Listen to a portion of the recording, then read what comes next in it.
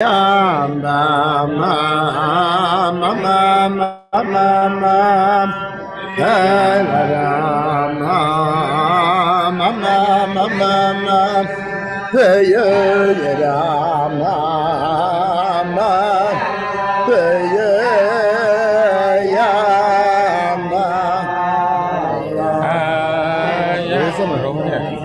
Over here. What is it? It's so other people can see us at home. Machna International. Yeah, why not?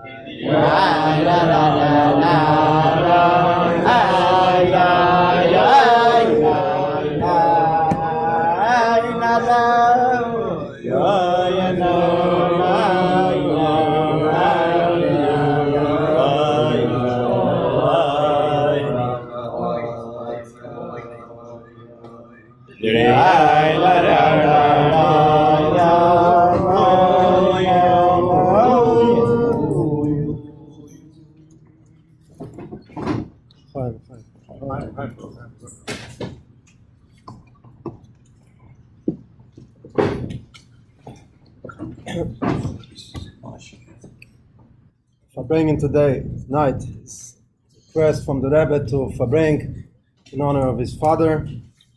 This is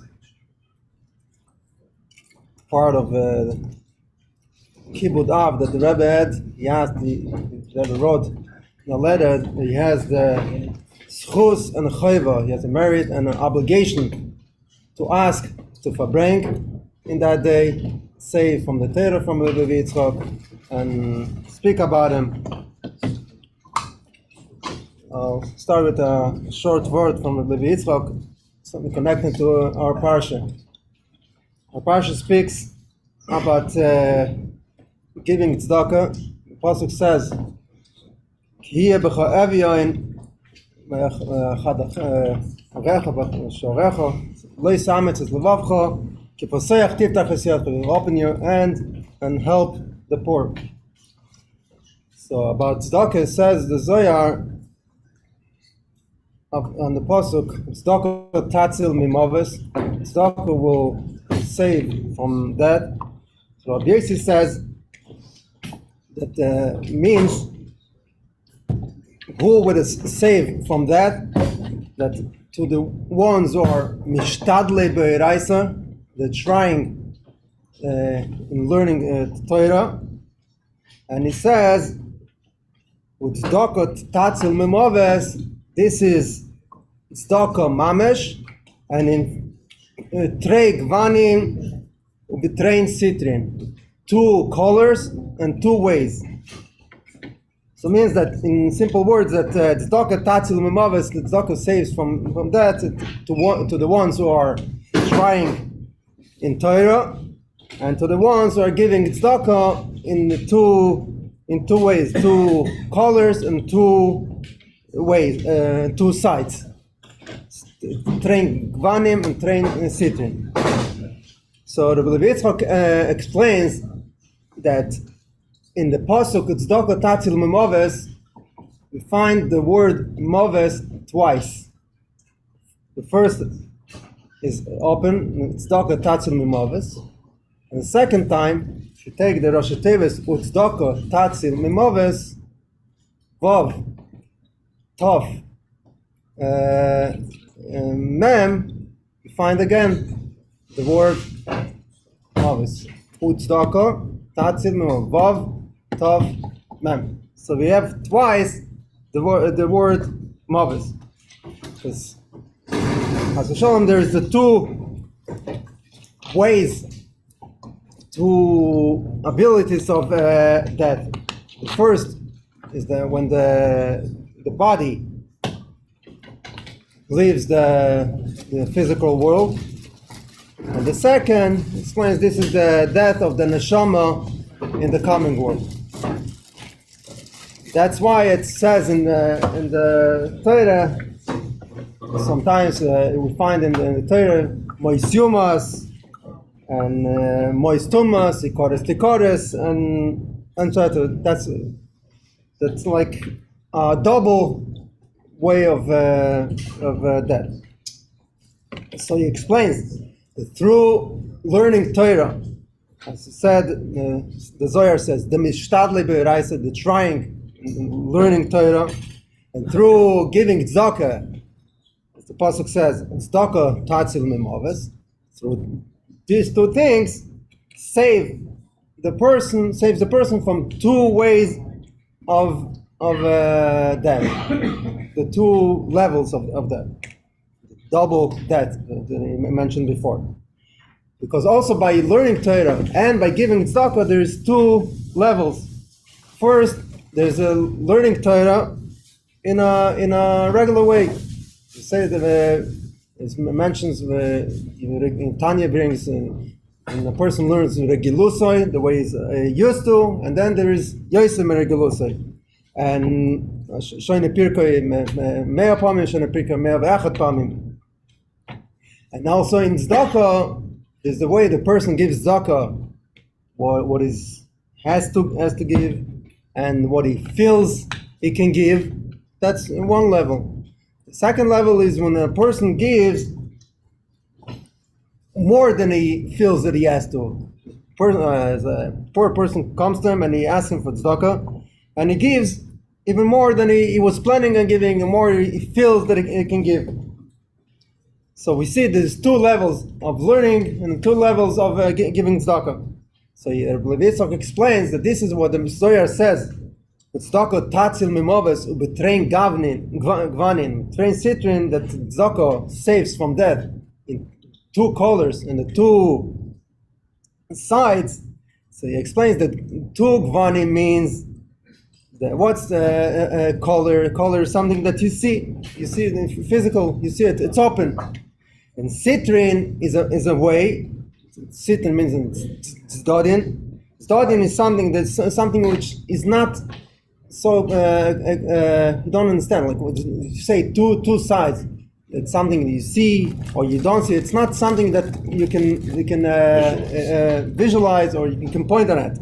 So there's a way of learning Torah and giving tzedakah in a way of gvanim, colors that you see, something that's connected to the goof, and you can understand it. Usual way of learning, like he's used to, and giving tzedakah naturally. That what you know you have to give, you feel you have to give. And there's also learning Torah and giving tzedakah in a way of sitrin, it's an element, in a hidden way. It's above your abilities, above your usual way.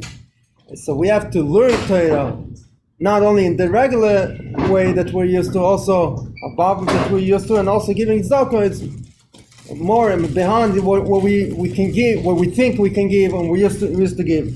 And through these two ways, through two colors and two sides, we're saved from the two kinds of death, Rahman al-Islam, inside the Golui, the real way, inside the Nelam, the hidden way. This is like short word from way of death. Hidden way of death. That's what we don't know. That's like it says in the second level of death. And it says the neshama. It's not something that we can point on it. We know how is it. So this is the two kinds of mavis that I mentioned before. This, the mavis from the goof, and one's a ruchnius, the neshama. Death of the neshama. You don't know what's when is it? How is it?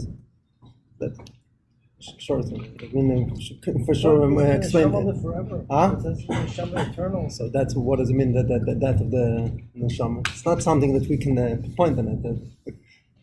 So it's going down a level is the idea of death. So it's stop existing, you just have to read it. To look more inside the. Anyway, that's it's a life. huh? Relates to Yeah. It's not. Say it's from Parsha, giving the tzedakah, tatzilma, the learning. I think we're going to be saved with learning Torah and with giving tzedakah.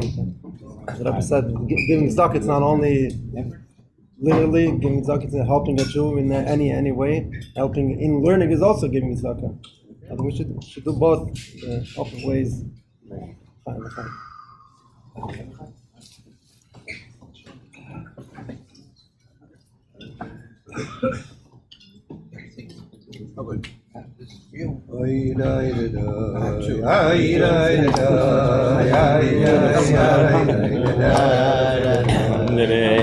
Came in style in the last 2 years.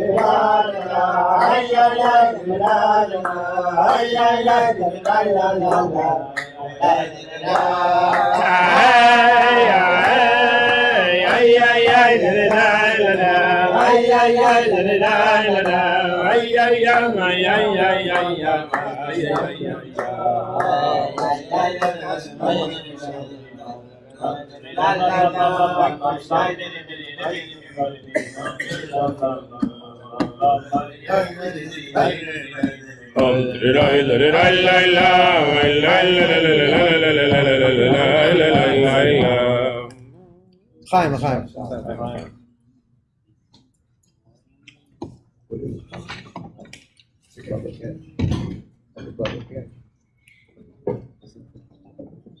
Just want to say one thing before or after that. For me to Farbrengen Chof or Farbrengen for the crowd is not a usual thing, and I'm not I'm taking only the schus I have that my name is Lubavitch. So, and you hail from that part of the world. Yeah, and the more, besides that, I have the schus that my father had a schus that the Rebbe told him to do the mafteches of his father's sforim. It's called mafteches of the Kutel Yitzchak. That all the sforim was exactly 50 years ago. After the Sforim from Lubavitch were published, so he told my father to do Mafteches. Mafteches means index. So I was born not long after my father finished that, so probably because my father was so into the Torah of Lubavitch, so he named his son for Lubavitch. So, and on Tovshin Lamed Dalet, 74. So it was Farbrengen Chof. Today, and my father was there, and at the Farbrengen, the Rebbe said that the people who helped his father should come up and say L'chaim. So different people who knew him was different stages. They were connected to Rebbe Yitzchak. Father was also my great uncle, David Raskin, who was with his family. They helped him. We'll speak soon about it. Came up and said L'chaim, and then the Rebbe said, the one who did the mafteches should also come and say L'chaim. So somehow my father, the Rebbe connected my father to the whole thing of helping his father. I never studied this sefer, because to study this sefer you need to open all the sforim from Levi Yitzchak. But I heard from people who Rabbi Yotam said it became a trend last 10 years or more. Like people learn the sforim from Levi Yitzchak. The Rebbe wanted, and every week comes out like a few kinds of Hebrew in English, and like on the parsha from Yitzchak. But someone who is working on it, he told me that without the sefer of my father, he wouldn't be able to find his like a GPS, navigate the thing, because he opened the Torah from Levi. So it's speech for his chus. I'm sure tonight my father is also participating in the Farbrengen with the Rebbe Yitzchak, and should be for his chus for him, for us, for everybody. Just know, the Rebbe mentioned a few times that the Torah that we have from Rebbe Yitzchak is only from the time that he was in exile. The few volumes that we have, 4 volumes of Torah Levitzot, Kutel Levitzot, on Zohar, on Gemara, on Tanya. It's all from the time that he was in exile, and this is from the ink that Rabbi Tzimchana prepared with Mesiras Nefesh, and he wrote on the edges from the Sforim. That's what we have, 4 volumes. You can imagine how much more was before and the Rebbe asked a few times if we can find the manuscripts. And I had a lot of manuscripts when he was in Yekaterinov in his hometown. It was all taken by the KGB. Came to arrest them, and the Rebbe said that one day we should find it in Mitzvah. So we still hope and to find it. And you can imagine how much more Torah with that, because the Lubavitch Bechali was like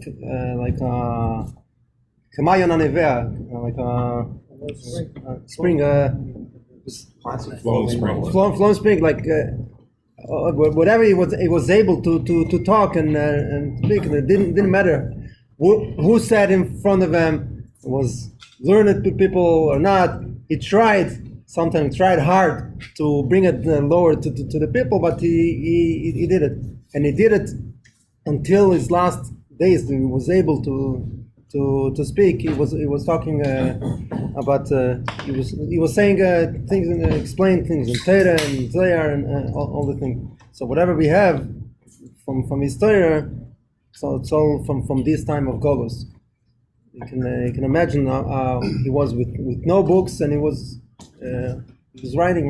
You can see over there like things that like you can find something like similar in the Rebbe's Rishimas when the Rebbe was traveling and he was running away from the Nazis, and he also wrote Rishimas and things that you can't imagine, like how a person in such a time can write. First of all, sit down and write, but also write when you don't have any books and you write, but everything which says in many places, like we don't have even the books. So, to know how did it get Bechal? Lubavitch was born in Tofresh Lamed Ches, it means 1878. He was born. His father was great grandson of the Tzemach Tzedek. Yitzchak was born to a family of the Einikla from the Tzemach Tzedek, and as an Einikul he also got the title from the Tzemach Tzedek got, which was honorable resident. Ezra Chnichbad L'Deroisov. That's written also in the birth certificate. When you see later they found that the Tsarist Russia. That was communist. But you see also, but the birth certificate of the books of the community Nikolaev, where you see the Rebbe was born and his brothers. It's mentioned that this is Schneerson, who is his parents, and it writes over there Ezra Chnichbad L'Dores, like they have the title. Even when the Rebbe was born, but still they wrote about him this. So he was from Where did that start? The Alter Rebbe? The Tzemach Tzedek. Tzemach Tzedek was the first one to get that? Yeah. How did he get it? How did he get it? It helped. It was helping them, like settling helping settlers, even from or even from the Mitteler. Mitteler started that. I think who got it was the Tzemach Tzedek. Shadrin, the ones who settled Shadrin. He settled Shadrin or the Mitteler? Okay, the Mitteler started from first colonies, the settlings, and then the Tzemach Tzedek did the Shadrin. Okay, so he was born to a family from the Rebbeim, but his father wasn't not a Rebbe, but he was.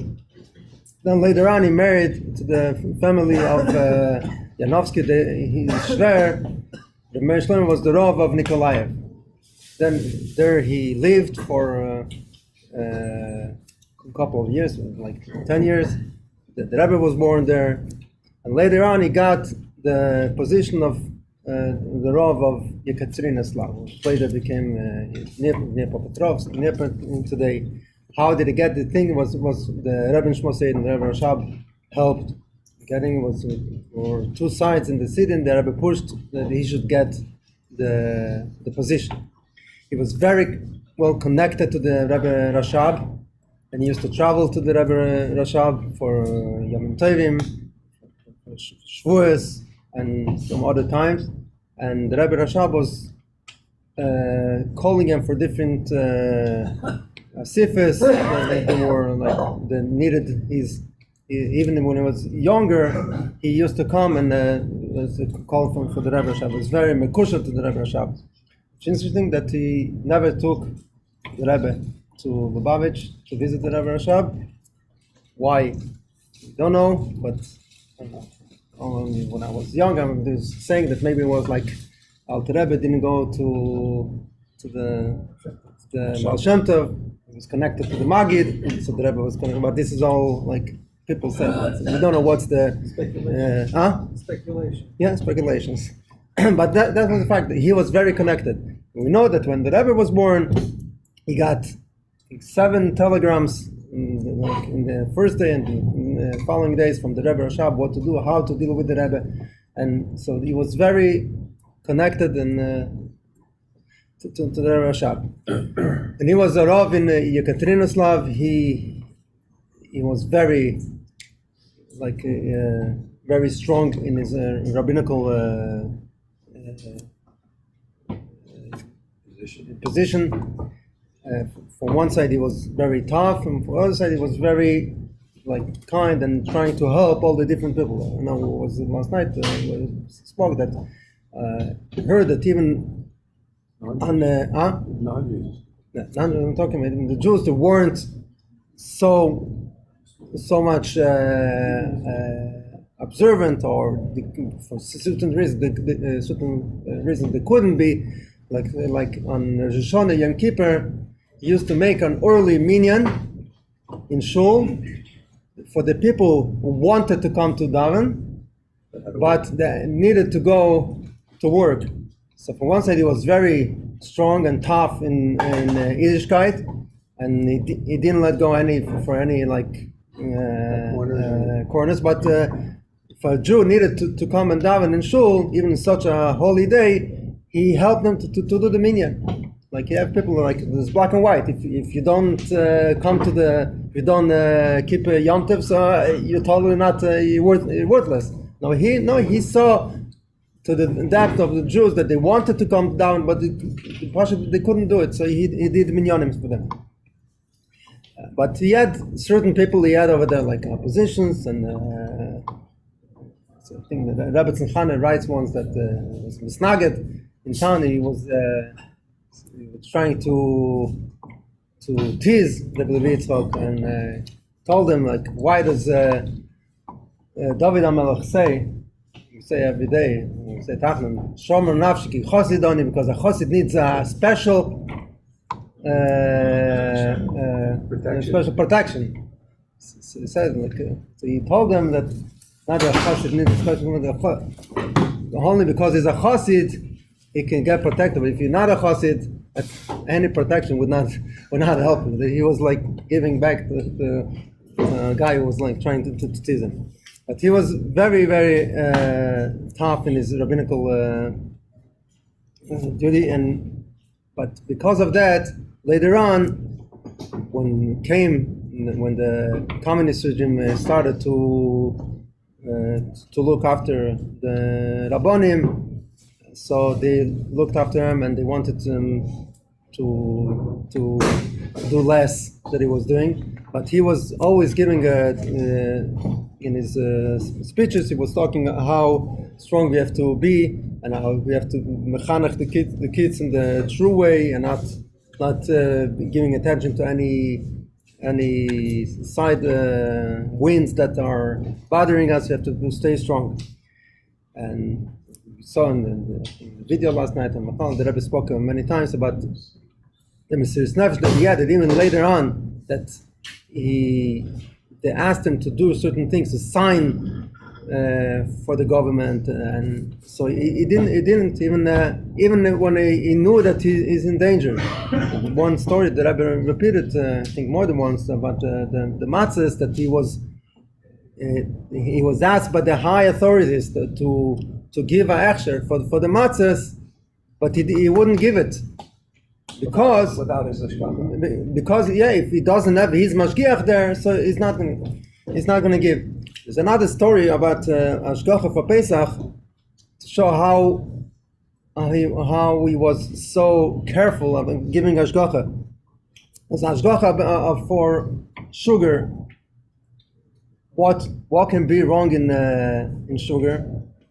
It has to be kosher Pesach. So you have to watch how does the factory works. So you take the strings, whatever. Sugar cane. The cane, yeah. and you make it into water, and then it becomes. So someone was going, so everything looks okay, but whatever all the process, he went to the place, and he was watching to see how the whole process is going. And what happened? He saw that one of the places where we went down the pipe was a guy standing on top, and he had a loaf of bread. While the sugar was pouring down, he put the loaf of bread just to get a taste, sweet taste, like the sugar was pouring down, and he just dipped the bread in the sugar. So then he said, whatever, okay, no more. There's no hashgacha over here, no kosher Pesach. If he wouldn't go and look for it, like every person, what can be already in that? So he was so machmir, like to watch the whole process.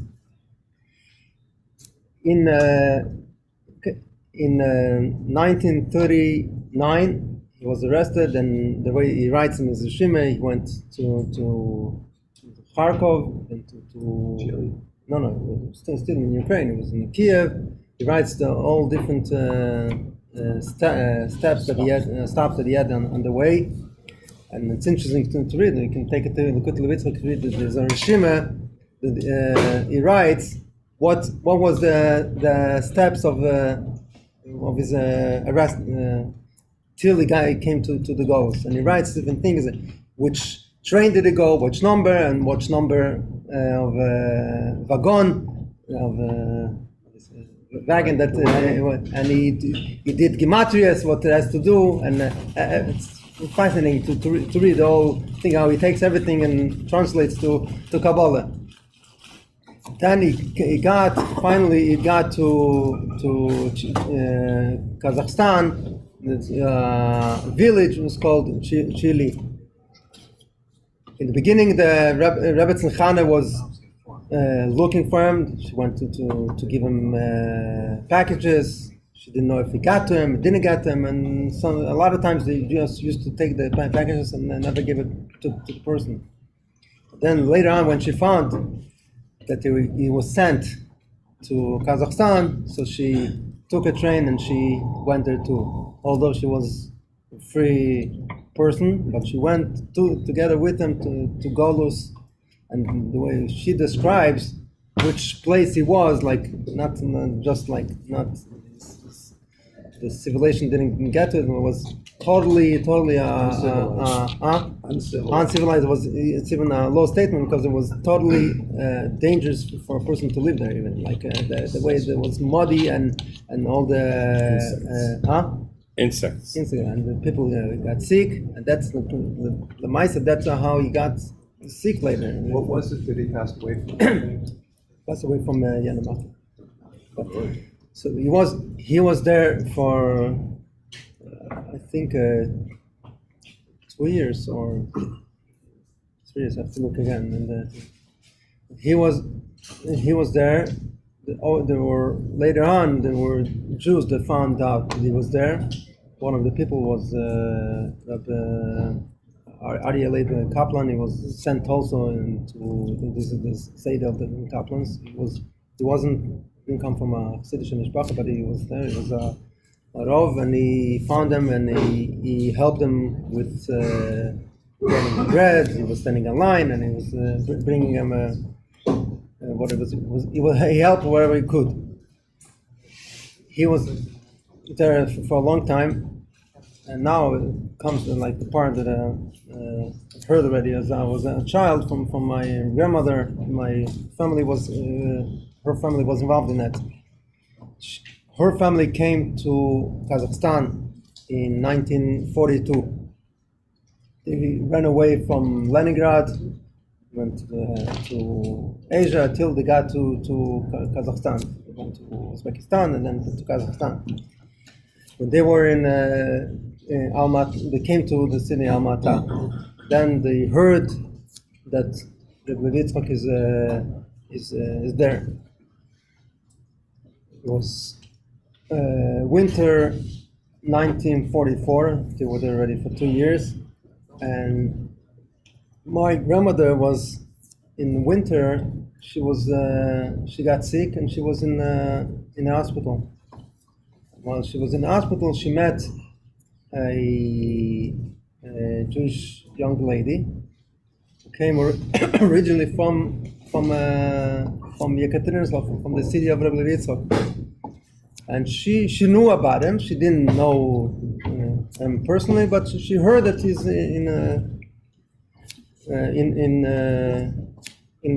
Kazakhstan also in exile. After they went out from the hospital, came out, she continued to be friendly with my grandmother, and she used to come to the house, come for Kiddush Friday night, and she came to the house, and she was a judge in a local court. And one day she comes, it was like later on in winter, she told them that came out Ruling? a rule, yeah. Ruling. A ruling. Decree. No, a ruling. Originally, when a person sits 5 years, after 5 years, he's allowed to go back to the family. Like the goal is over. What happened that this was 1944, was in the middle of the war. So a rule came out that, which she got already, that because of the war, so people are still sitting till things settle down. But she said that to Chile, it's not going to come for. It takes time. It's not going to get there so fast. The message. So we. If we want to save the Lubavitch, we should do things fast and do whatever we need, bribe whatever we need, and get them out before the message comes there. So she was telling it in the house. So my grandmother's father, my grandfather, like right away started to. He met a few Chassidim, and he told them they need to first of all collect money in order to bring them. First have to make connections with people who have the ability to write the liberation, like the Papers of freedom. And the papers of freedom. But the papers of freedom need to be signed not tomorrow's date, like with a back date. That means that they got it before the rule came out. What, the rule was shortening everybody's? No, lending. No, lending. So because of the war, everyone has to stay put, not let out. Till So because of the It was war. a 5-year sentence, and then it said. So his time was coming to the end, but because of the war, he could have stay longer. So they bribed whoever they needed to. It was a big mysterious nefesh.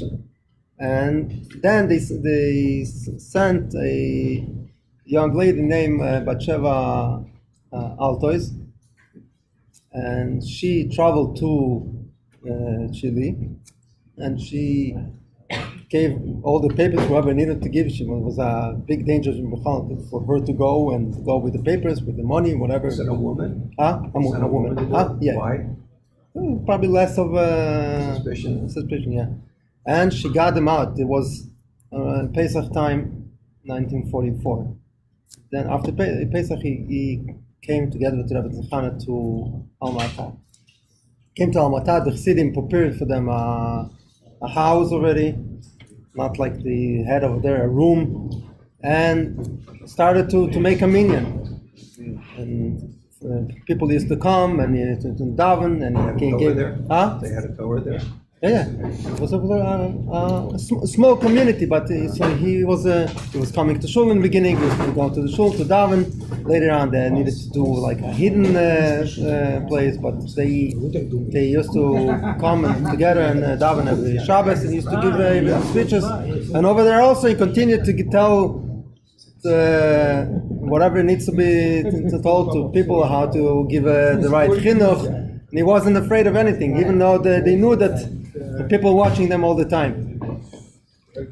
About a month so later, after he came, they realized that he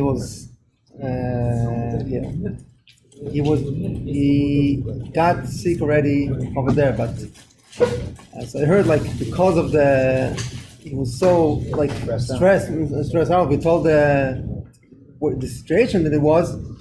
So he didn't feel it. So, but when he came to a menucha v'lanachla, it's a common place, then the illness came out very strong, and they were calling doctors. They called big doctors, but the doctors they didn't give anything. They used to give him like sweet water because they realized that they can't help anything because there's no medicine they could have. Placebo. It just made him feel less the pain, and then then for like it went down and down. For in the beginning, he still used to go out for a walk around the city. I remember my grandmother was telling me that she saw him in the street. He was wearing his rabbanish hat. She said, I think it was a hoppet, and people used to stop in the street, go on to the side when he was walking. Well, he had such a nice presence. The spawning was so nice, and they were like stopping it and looking at him.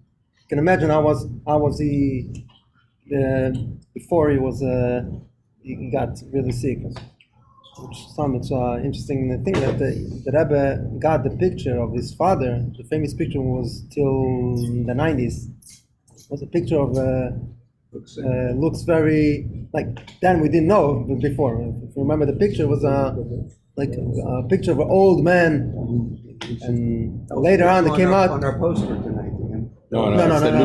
That's a new picture. This is the picture came out in 91. Before that, I don't know if there's. I don't think there's the Lubavitch here, but there's two pictures.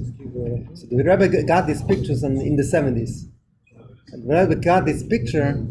He wrote on the back of the picture 4 letters: Aleph Aleph Zayin Lamed ? Adoni Ovi Zal ? He got the picture. He said, like in other words, is this my father? They couldn't recognize him. After the old picture, the picture from before, like when he got arrested, came out, you see, like you can't compare these two pictures to say that this is the same person, because he was 66-year-old, and that picture looks 80 plus, like very sick and very like old. So that's how you. One of the things that I heard from the family that when it was later in the last few weeks, he needed more help physically in the house, and they used to come help him put on tefillin, and maybe it was the last 2 weeks, something like that. But you saw his like it was chumras, whatever it was, not chumras, whatever it was. He was keeping to the dot of the Shulchan Aruch till the last days we was able to, because of the illness. So the head shrunk, and they needed to fix the kesher from the shulrosh. And a few times he asked him, and Seder used to fix the kesher, make it smaller, and then he was touching and make sure that the youth in the back should be on the place, and he was like showing them like very strong, like make sure this is in the place. It means like I remember as a child, it has to be above the bone, a little over the like the all. Like make sure it should be here and here in the front. Every day he was like very conscious it should be in time, even though it was like he wasn't able to do it himself, but he was showing them to make sure it should be. And on Erev Tisha B'Av, so some of the kids, my grandfather, were there in the house, and he was Last Tisha B'Av? yeah, last Tisha B'Av. So Erev Tisha B'Av, he was saying Torah, and like till Mamash the fast was coming in, and the Rebbe was telling them they need to eat before the fast, but he was going, he was telling them things. And later on, the Rebbe asked from the family if they remember something that he said. So they wrote a few things, and later on also they found in the Shemus that he's explaining it. The Rebbe explained it too. Till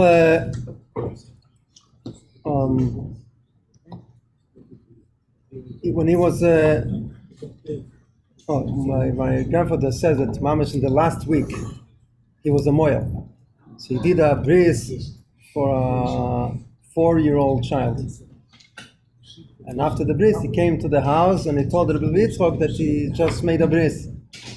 So the Lubavitch side away, he was amazed and said like it's such a big schus for you to make a bris for a 4-year-old, and he started to read with the Kabbalah and the number 4 Milo, the and he was giving all Torah about the connection from 4 with the bris, and he didn't remember the whole Torah because what he told him, whatever he remembered, he wrote the Rebbe. I'll just finish now with one thing. Like when he was, my grandfather came to the Rebbe for Tisha Tovshin Tazayin. The first time, 1955. Before that, as from the first year in Tovshin Yud, the Rebbe was sending letters. He's asking him like if he can write what he remembers. And if he remembers when was his talkus, what was before, how was the thing. One other thing, the Rebbe asked him if he can send him the shofar from his father. What was it? The Lubavitch passed away, Chof. So Chassidim were around the house, were there between the time of the Istalkus, and then they needed to find a place. So my grandfather went in the morning and to the Beis HaChaim, and then it was at the edge of the Beis HaChaim, of the Jewish cemetery, and he bought 6 places. Today, unfortunately, it's later on became like also not far from the Goyim, and became like didn't keep it as a Jewish place, but around them, Jews were a very small section. Yeah. So 6 graves, that's it. But I don't know. Today you can't see whatever who is what, but it could be later on they also buried around them. But there were Jews around them, and the next days, he got a message that they're looking after him. They knew exactly. They wrote down who exactly was participating in the Levaya. They made a big Levaya, the way it's supposed to be. They carried the Oren until the place, but they wrote down who was involved in anything. So my grandfather got a message already from someone that they're looking for him. So I don't remember now exactly the details. Someone came in, they stopped him once, and then they freed him, and then he understood that he was taken away, and then he was able to go out, ran away or something, but then he realized that he has to go away run away from the city Because of the funeral. because of he was involved. So before he took my grandmother with him and they took tickets to travel to Moscow, towards Moscow. Before he went to Rebbe Tzimchana, and he told her, it was the end of he said, I don't know where I'm going to be for Rosh Hashanah, it's like a month away. If she can give him a shofar, one of the shofars that Rebbe Lubavitch had. So one of the shofars Rebbe Lubavitch had was a shofar from the Marash. So she gave him this shofar. So he had this shofar, he had that year, and the next 6 years he was with him, he was blowing it, whatever it was. So Tov she knew, the Rebbe writes him in a letter, if you can please send me the shofar from my father. Time to give it back. Yeah, time to give it back. So my grandfather was like, he was already in the kusher, and he's signed the guy, but he said, I want to have something for it. So Rebbe told him that he took through his son. David Raskin said he gave David Raskin a handkerchief from Fidik Rebbe, and told him to send it to his father. But then that he has it ready for him to give. But then he said, while the shofar was still holding up, he said that the handkerchief it's shrinking. David said like it's getting smaller. The shofar. The handkerchief was I don't know, like if you're not like till you decide to send it. But then it was someone who was in Eretz Yisrael, was asking We cut it in pieces. something, I don't know. He sent it way before Tisha Yudalef. The Rebbe got it. Get a stamp. And he said, "What is this?" The Rebbe got it, Tavshin Yudalef, and then he wrote to my grandfather that he gave his son Enshiv, and then he asked him, what should I do with that? He said, you're a Baltkiya, so you should use it to cover the shofar. That was it. Okay, l'chaim. Chaim. Yeah, yeah, yeah, yeah, yeah. Yeah,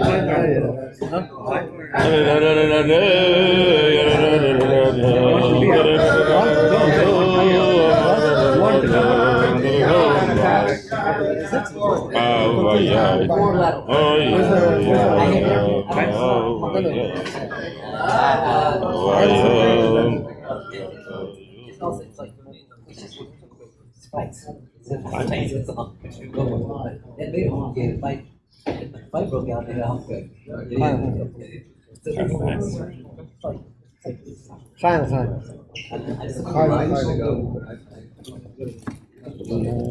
For Rabbi Olten, we'll continue. Another interesting point, and we said it on Shabbos also, that I mentioned before that the Rebbe asked my grandfather to write exactly the details. When was his father installed? When was his stalkos? There's in Lubavitch, it used to come out in the early 40s. So after the Lubavitch passed away, the Frierdiker Rebbe wrote a page or more, I think a page now, of how do you call it? Biography or like Zichron, like Memoirs. Memoirs on The obituary. Huh? Yeah, there you go. That's the word. Yeah, I guess when somebody dies, anything you write to the obituary. about his mechutin, but it's very very nice thing. Frierdiker wrote it, but then they didn't know exactly the date of the Gestalkos. They wrote that he passed away on Chof Gimel of. Later on, they got the right date. How much later? Years later? No, I think that year. Yeah, that thing. But the Rebbe, okay, first of all, the Rebbe said Shirub whenever he got the message. It wasn't right away. It was a shmua. I don't know. I think it was No, it wasn't a Shmuel shmua, but it was not in the first dates. Did he pass away what year again? Tavshindan from 1944. So, but the Rebbe for years had debate, like it wasn't clear. But the Rebbe had the doubt, like when is the exact time of the Stalkos? And he wrote Tavshin Yurver. He wrote a letter to Saul. He asked people to find out. He told people also to find out from Meseder Yaakov Raskin to ask if he remembers exactly when and what. But when he came to Yechidus, to the Rebbe in 1955, and then in Elul, during Tisha, so the Rebbe asked him again if he can tell him what was before the Istalkos, so was the last time, what does he remember? But how come if Tavshim Zayin he came to take his mother? Okay. The Rebbe told him when he was like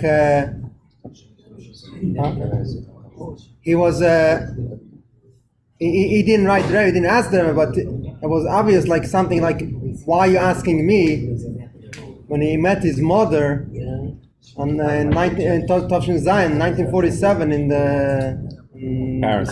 spring, he met his mother. He could have asked his mother, Ma, tell me exactly when was the Stalkos, when was. But he never asked his mother about it. And the Rebbe writes him, and the Rebbe told him also that he doesn't want to ask his mother because he doesn't want to remind her about the hard time that she went through. So the Rebbe was in a doubt for years. Well, he could have alleviated it, but he didn't. He could have asked his mother. Like his mother lived with his father all the time. but he wouldn't ask his mother because he didn't want to make her any tsar of reliving the time.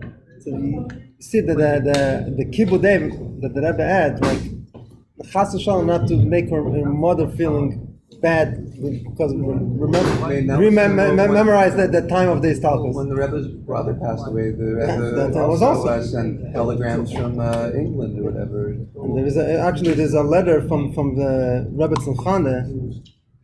She was later on with corresponding with my grandfather through the years till she passed away. And one of the letters, she gives him regards from his sons who were in 1770. It was David Raskin, was Leib Raskin, later on the Shliach in Morocco. And she said, and then she writes, Yarich Hashem Yisborach Yom Shnoisav Shel Bni Shlita, like may Hashem give long life to my son, my son. Akibud Eim Shelo Gdoilo B'Mido Yesera. His kibud Eim is Beyond measure. Beyond measure, and she knew what she was writing. So this is like an example. So they say she knew, but she didn't let them do it. About her son. About her son, there's two people who were close said that she was putting up a show. Also, the Rebbe didn't want to tell her. She also didn't want to tell him that she knows. But they played that game until the. It's interesting when the Rebbe there's a video. There was once the Gem gave out the thing that Professor Rosenbaum. He was a big mathematician. The Rebbe gave him the folder, like the note from his brother, and he asked him to work on it. The Rebbe tells them, I have from my brother, he was not with us for 10 years. The Rebbe told him, about 10 years is passed away, since he passed away. This was in the 70s. It's Tav Lamed Hey. Lamed Hey. The Rebbe counted from Tavshin Chafim, from when his mother passed away, till that time when the Rebbe met this Rosenbaum, and he tells him about it was about 10 years that it's not with us. For the Rebbe, till his mother passed away, his brother did not pass away, because officially, I know if you can say again, that's speculation. But that's how the Rebbe says it. But it's like the Rebbe says, it's like not with us for 10 years, about 10 years.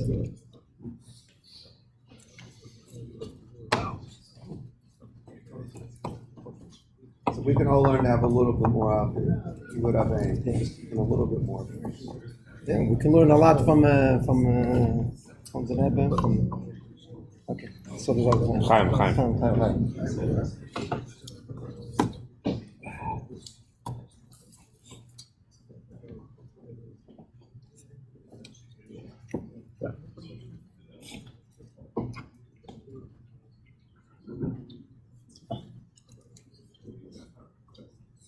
Yesterday's parsha, the last pasuk, it says, that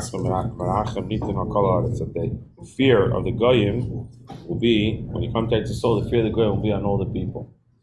So Alter Rebbe in Perek Chafei of Tanya asks, if the Moshe Rabbeinu is promising the Yidden that they're going to be in Eretz Yisrael protected by Hashem, and they won't have to be worried about the goyim, so then why did Moshe Rabbeinu also teach about Mesiras Nefesh, about Kiddush Hashem, in the same parsha? We learned last week's parsha, or 2 weeks ago, Veschanim, we learned in Shema. We learned that the mitzvah of Shema is that Filu Neidlos Nafshecha, that even if you have to have Mesiras Nefesh, what do you have to have Mesiras Nefesh for? If the goyim are gonna be afraid to touch you. So Alter Rebbe answers that Mesiras Nefesh is the koyach of Mesiras Nefesh is what protects the Yid, is what can drive a Yid to learn Torah mitzvahs. The Alter Rebbe is Meirich, and this is like the summary or the conclusion of Perek Ches Perek Chafei of Tanya. The Alter Rebbe explains that if a Yid would remember the koyach of Kiddush Hashem, then they would be able. Then that would itself would help you, drive you to be careful to do all of Torah mitzvahs. Now, it's not pshat that Alter Rebbe is saying, like, think about this, like this, the theoretical concept of Kiddush Hashem. Alter Rebbe is saying that every single yid has the koyach of Mesiras Nefesh. Every single yid has the koyach of Kiddush Hashem. And so if you tap into that koyach of Mesiras Nefesh that you have, then that will empower you to be able to do Torah mitzvahs. In other words, it's not like like theoretically speaking, if I would be in a situation and I have to go on Mesiras Nefesh, I would do it, so now I should also do it. Like it's like the Pshat and Tanya. It's almost like Alter Rebbe was telling you got to make a calculation. What would you do if you were in such a situation? You'd go on Mesiras Nefesh, so go on Mesiras Nefesh now to fight the Yetzer Hara.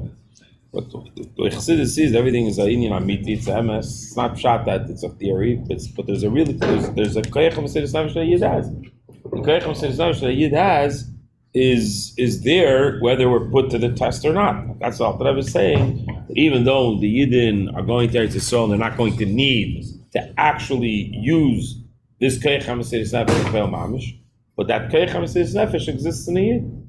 That koyach of Mesiras Nefesh is there regardless if you have to use it or not. And therefore, the Alter Rebbe says, tap into that koyach, tap into that energy that you have within you.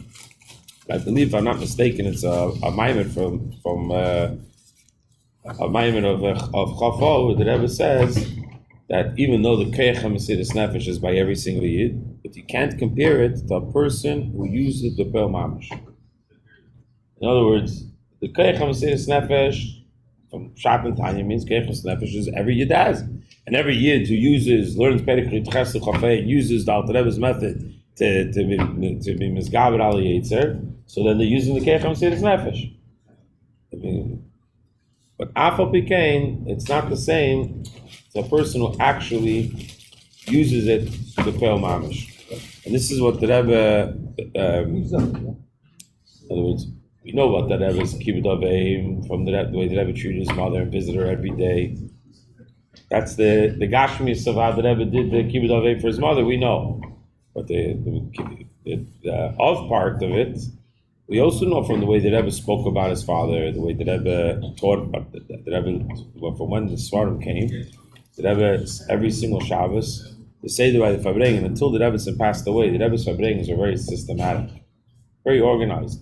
You look in the 60s, in the 70s, the Farbrengens have a very structured, very consistently structured.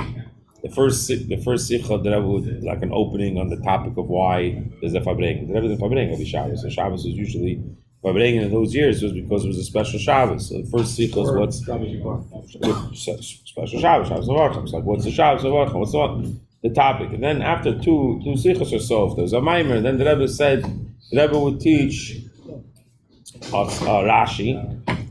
And a piece of Lekutei Levi Yitzchak from his father, who was Pirkei Avos in the summer. Then when the Rebbe started Hilchos Beis Sabchira, then the Rebbe started Rambam, was a piece of Rambam. And the Rebbe had a unique way of doing it, which was ask all the questions in one sikha. Instead of saying, okay, we chazer a sikha, you say, okay, you can speak a Rashi, a Rambam, whatever it is. But the Rebbe, in one sikha, we're going to learn this Rashi, here are all the questions. We'll get to the answers later. Pirkei Avos, here's all the questions. Kutul Levi Yitzchak, here's all the questions. And then in the next sikha, the Rebbe would go answer all the questions also. Now, sometimes, like the Rebbe was very fond of doing, he would connect them all together, all on one topic, and all, weave in and out between them. So one answer answers all the questions. No, that's a separate that the Rebbe liked. That the Rebbe actually spoke about on the first Chof. The Rebbe spoke about that idea.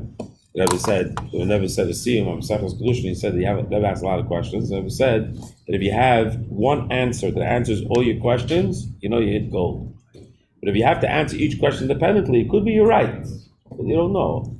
So that's why you see the Rebbe's shita is that you have to have one question or one concept that changes, it gives you a whole new perspective. It answers all the questions, and you know that you're right. But in any case, the Rebbe, sometimes they were connected. The Rashi, the Rambam didn't really have what to do with each other, but the way the Rebbe explained it, to bring it on like one topic or one thought that connects them. But many times not. It's just Rashi, it's the Rebbe, but the Rebbe answered each one, going through one to the other, explaining each one. But the Rebbe spent every Shabbos until after the Rebbe passed away. The Rebbe changed the styles of Farbrengen, and the Rebbe stopped this system. But the Rebbe every Shabbos something from the Rebbe's father, the Rebbe sang his niggin all the time, especially in the later years. The Rebbe sang it even on a kofis.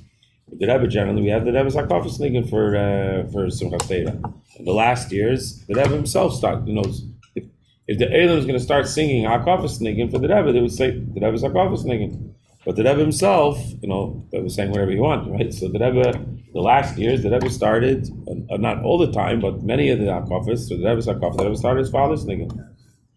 At the end of Farbrengen, the Rebbe, and they used to give out mashka at the end of Farbrengen for Farbrengens.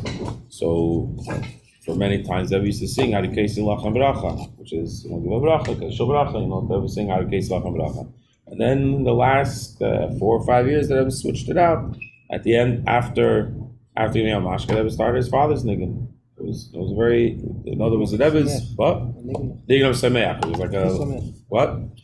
Achi Sameach. Most of it. What was the first niggin? Harikesi Lachem Bracha. That was the Rebbe's Hakafa niggin? No, there was Hakafis niggin. Yeah. No, I'm not.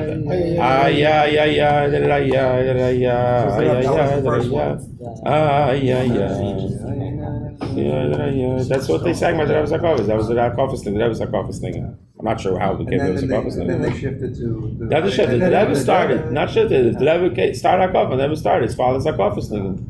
It's not the shit. The people didn't change. The Rebbe changed it. The Rebbe, not every time. If you look at the Yuman and which times yes, which not, but it was and then there was then there were a few songs. The last hakafis, the very last hakafis, the Rebbe started with his father's niggin. There was sort of Ratz, then you have the Nikava, moved a few songs within the seventh hakaf or first hakaf.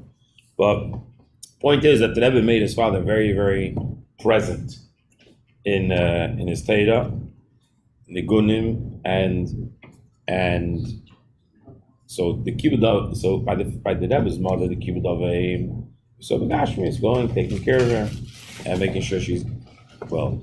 For his father's kibbud of Aim, we saw that the Rebbe Pashat made his father very present by Chassidim, and you see that the Chassidim that were in America. Like in the early years, Chassidim were in America. To them, Chof was part of the culture. They Farbrengen every year on Chof. It was part of the culture. The Rebbe's father was a part of it. Was the Chassidim that came out of Russia? The Rebbe's father was a prominent, Beis Harav and a prominent Rav, but he was one of the other Rabbanim. And there was a shluchim when they went to France. Tavshin Chof Beis, the Rebbe sent Bachran shluchim to France. And when it came Chafov, it was a Farbrengen, but the people of Bernois, they came out of Russia. They didn't know what hit them. They didn't know what was going on, and they didn't. There was one Farbrengen. It was a very lovely night there. And then Sheman Legorelik, who's Chafov, was by him a very big. He went to the Rebbe every year in Chafov. He was also in Almata. He was Almata also with the Rebbe's father. So he. I don't know if that year he couldn't get to New York or on his way to New York. He stopped the first night. As in Leil Chafov, he came to Brunois, and Shimka Lazar, who was one of the shluchim that the Rebbe sent to Brunois, he says they were sitting over there, they were all mad, there was a whole fight going on about Chafov, because these guys are like, what do you got? Like, they didn't understand what's happening. I said, all of a sudden they see Geshem coming in, he says their eyes lit up, they left the room, they went to Farbrengen with him, they sat the whole night in Farbrengen with him. So the Rebbe made his father front and center of that's the Rebbe's kibbud of Aim. That's what the Rebbe put into who we are. What? We're here tonight. Yeah, that's right. And like our Moshe began, that the Rebbe said that it's a schus and a chei for him to ask us to participate. But the Nekud is what the Rebbe has been saying, that Mesiris Nefesh is that ultimately. We talk about Mesiris Nefesh. So generally, they spoke about the Friedrich Rebbe's Mesiris Nefesh. But the Friedrich Rebbe made it out alive when he came to America. So the Friedrich Rebbe suffered Mesiris Nefesh. But the Rebbe didn't. The Rebbe considered the Rebbe's father passing in Galus. He passed away because he was sick, right? But the Rebbe considered it Mesiris Nefesh, that he died in Almata because of the Galus and Galus. In other words, as far not Beruchnis, I'm saying Begashmis. Begashmis, the Rebbe saw his father's passing Mesiris Nefesh Mamish. And so And as far as when the Rebbe speaks of Mesiris Nefesh, so of course Yud Beis Tammuz, yes, is the Nekud Yud Beis Tammuz Mesiris Nefesh, but Mesiris Nefesh b'Poel. So the Rebbe says that Kiddush Hashem b'Poel is a much higher madrega than just tapping into the Keich of Kiddush Hashem. That the Rebbe associates with Chof. That's the way of Chof and the Rebbe's father. And if you look in many of the sichos of Chof, that's what the Nekuda that the Rebbe speaks about is the bittul of Mesiris Nefesh, the bittul of a Yid, the Mesiris Nefesh that we have to learn. That's the Aved of Chof, the bittul to Eibishter, Ad Kedei Mesiris Nefesh. So, in other words, Yud Beis Tammuz, the Rebbe's Nekuda is Afotzas Hayadus Ad Kedei Mesiris Nefesh. In other words, in Yud Beis Tammuz, the Rebbe's Zikr Nekuda is that he has to be, we have to do Afotzas Mayonis, Afotzas Hayadus Ad Kedei Mesiris Nefesh. That's what Yud Beis Tammuz is. But Chof, it's not about Afotzas Mayonis, it's not about Satera, it's about Mesiris Nefesh, about Kiddush Hashem, Bittul. We spoke a lot about the carbon eitzim, about the wood, because that's the Chof, the Gemara speaks about carbon eitzim, and the shir that we gave the other week. That this idea of the bittul that the eitzim express, the nikud of Chof is the Mesiris Nefesh b'Poel for the Eibishter. So l'chaim. Of course, we know that Chassidus doesn't expect us to have Mesiris Nefesh b'Poel mamish in the sense of Chas V'Sholom after giving our life up. That's not what we're asking for. That's not what we're asked of. What we are asked is the bittul, the Mesiris Nefesh b'Saratzen that we have, and that the Rebbe says when we accomplish that, that's the everything. Just a quick thought on what you're saying, because we're learning in Elul, this is a Dodi V'Dodi Li, the Rebbe says very clearly that a Jew has to also have the avoda of V'Dodi Li, Melamayla Lamata, in his own avoda. So I'm trying to think, wait, how do you tell a Yid to have a avoda Melamayla Lamata? You knock it down here. And the Rebbe makes it very clear we have, you're living with the Mesiris Nefesh in a sense. To me, that would represent the Lamayla Lamata type of a thing. The Rebbe brought that up, go beyond your Angolas, don't just live with the Chetchila type of approach to Yiddishkeit. I mentioned yesterday that in Tafshin Lamed Tes, there is a scene on Chof, also like scary expressions over there. I remember speaking about this Nekuda. I remember saying that a lot of tzaddikim that I mentioned, they left Russia to save themselves. And they left their Talmidim and everything to whatever. And it says to the point, it's you have it only there. It says even the Friedrich Rebbe, he left it. He left Russia, right? But he was forced. He didn't. But Paul Mamash, he left, and his father, he's the one that he has the option to leave, but he didn't want to leave. He stayed there. That's the way to do. And it says the Friedrich Rebbe, kind of like excusing the Friedrich Rebbe, he was also Moishe Nefesh for the Yidden in America. No, there's the Emes Mesiris Nefesh was. But the Emes, his father, he's the one. How can you leave your Talmidim? How can you save your life? And Rebbe was speaking about the other tzaddikim, and he was like mamash giving them, like all this whatever who left. But mamash stressing his father that the one that mamash, that's it. Like really, like, and even mentioned the Finniker, it's kind of. כולם עברו לאיפה שהוא היה, כאילו לאיפה ששלחו אותו עושים כמה מקומות. אמרת? לא, זה הייתה מלחמה, ברחו למזרח לאסיה, למזרח. הלכו מהמלחמה, אז הלכו לשם. הוא היה שם בגלל ששלחו אותו בגלות, אבל האחרים הלכו לשם בגלל מהגרמנים. וזה למה אבא של הפרד היה שם? אבא שלו היה שם, כי לא היה שלחו אותו לגלות שם. לא, פידיקבר לא שלחו, פידיקבר היה בכנסת רמה. פידיקבר שלחו מהמדינה. קנה ליד... מקום עכשיו אמרת. על מעתה, בקזחסטן. יש גם מקומות. נשמע לי אותו דבר. ברוסיה. זה רוסיה.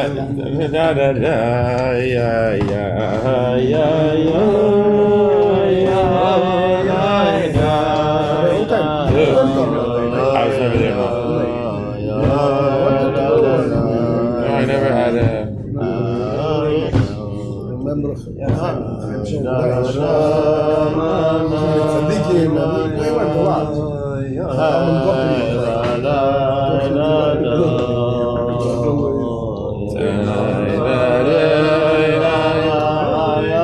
Chof Tyrus, not one of them.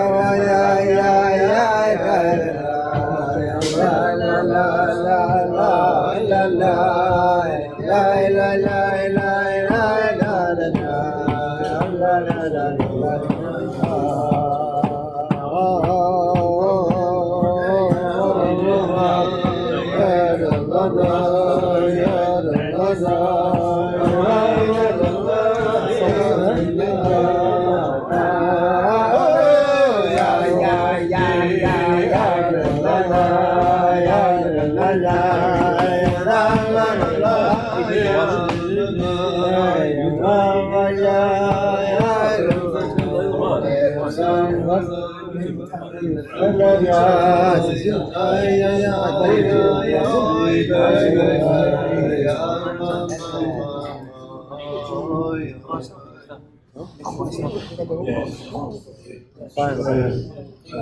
Shkoya. Thank you. Shkoya.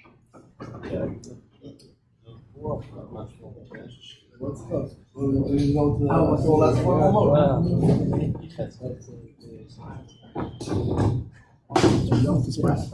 Yeah, I know. Go to a less formal one. So Wait.